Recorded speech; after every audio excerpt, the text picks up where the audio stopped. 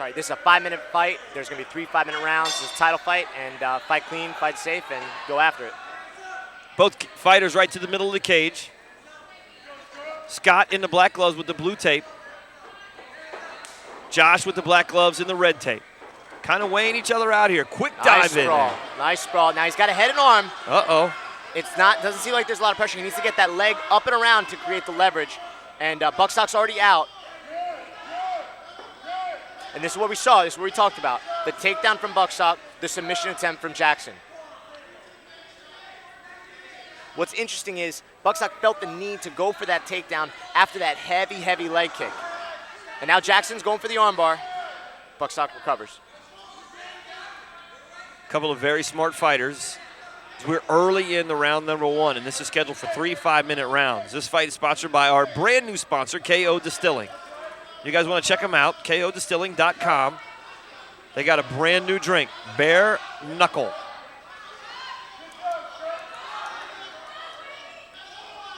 Now Bucsok was able to just kind of crawl Jackson over to his side of the fence, and then Jackson just hit a reversal, but Bucsok was able to then reverse that and maintain position. Staying right over there in his corner, too. Got a lot of guys over there helping him. But I tell you what, Jackson stood up. You know, and something to note that Chris just pointed out to me was that Zach Davis from The Ultimate Fighter is in Jackson's corner. And that, again, we talked about earlier, that level of experience cheering you on and encouraging you, and that knowledge base is going to severely improve your game.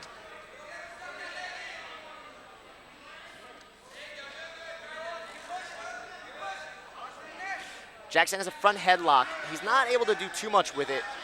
Yeah, so he tried to go around and use that to get behind Bucsok, but Bucsok was wisely able to use his hand as a block and then transition to his own takedown. Couple of heavy rights from Bucsok, right to the left side of Jackson's face. Jackson on the bottom. He's in the blue corner. Correction, in the red corner. Now Jackson's trying to clear that arm past his legs so that he can go up and throw for triangles or arm bars, whereas Bucsok's trying to push Jackson's left knee down so he can pass and go for side control or half guard and get in a more dominant position. If you're the ref, you might think about standing him up here because this is a somewhat of a stalemate situation. Jackson's got his hands clasped and his feet clasped, so there's not a whole lot he can do. He keeps flirting with the overhook, but there's not a whole lot of movement or really opportunity for movement in this particular position. And we haven't seen that in a while. I mean, most guys get to try them different moves, but we have in the past seen the referee stand some folks up, which makes it a little bit better for the crowd. And me.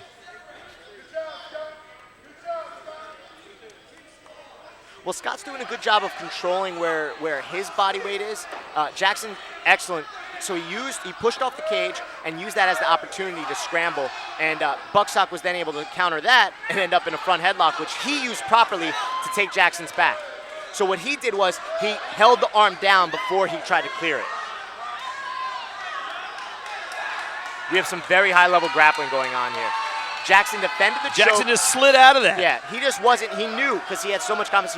He knows so much that wasn't a threat. So he used that to get his back to the mat and then came back up and went for a single leg attack of his own, which now they're fighting over. Excellent chain wrestling from Bucsok and good countering from Jackson, but Bucsok ends up on top.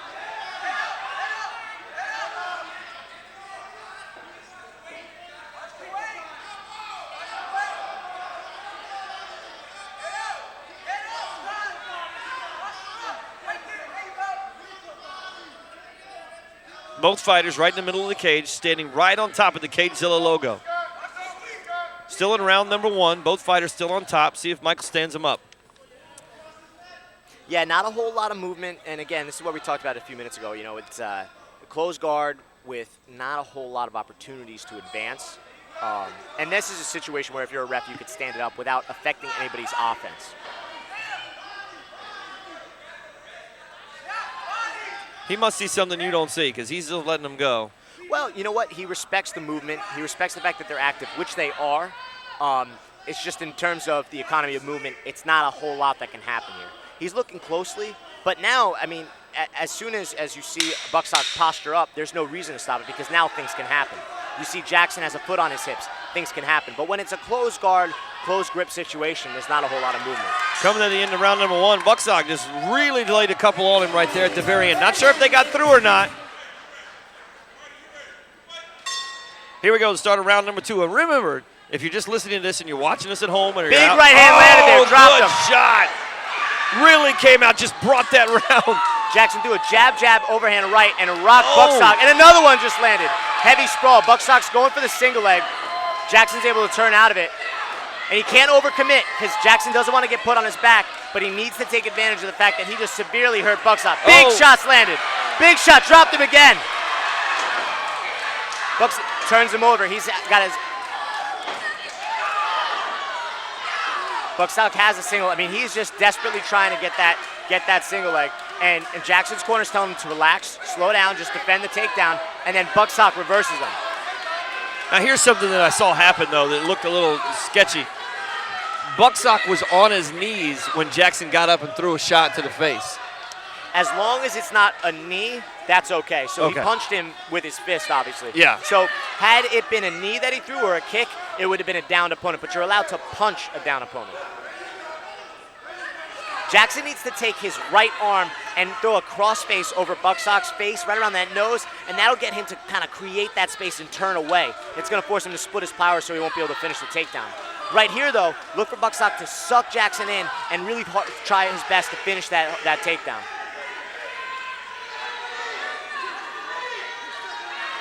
Jackson's corner screaming for some knees to the midsection of Bucsok. You know, and it's unfortunate because that's not really a reasonable action in this situation. Because Bucsok has double underhooks, if Jackson were to throw a knee or even lift up, he's going to be taken down immediately. And he really won't be able to get the leverage necessary to throw that knee because Bucsok's already around his waist, right around that hip area, so they won't open up enough for him to do damage.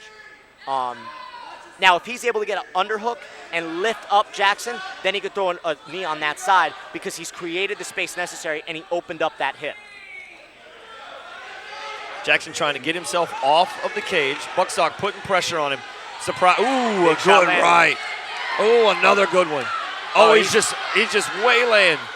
Jackson just trying to cover. Michael Dolman almost got cleaned up in that one. I'm going to tell you, those eyes are wide open. The mouth is wide open. Big right hand landed. And that's a good job cornering. They said to him, throw the punch, don't overcommit. And what did he do? He hit that hard right hand, and then he backed up. Oh, another good one, man. And Bucsok's just desperately trying to shoot, but he's not setting it up. You know, he's really just hoping that Jackson runs into that takedown.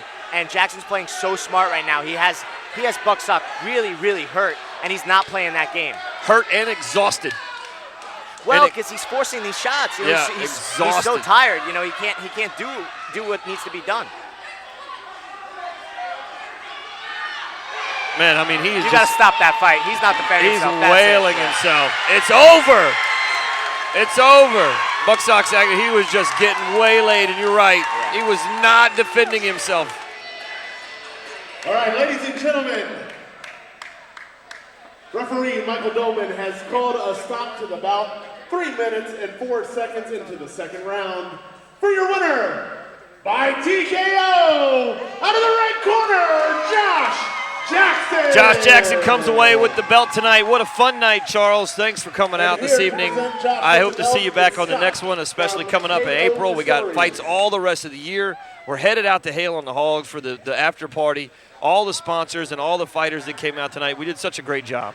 Hey, thank you so much, man. It was an honor. It was a pleasure working with you. And anytime you want me to call some fights with you, I'd be more than happy to. On behalf of Charles DeGesco, Kevin Schaefer, we will see you guys at the next one here at Cagezilla 45. Had a great time.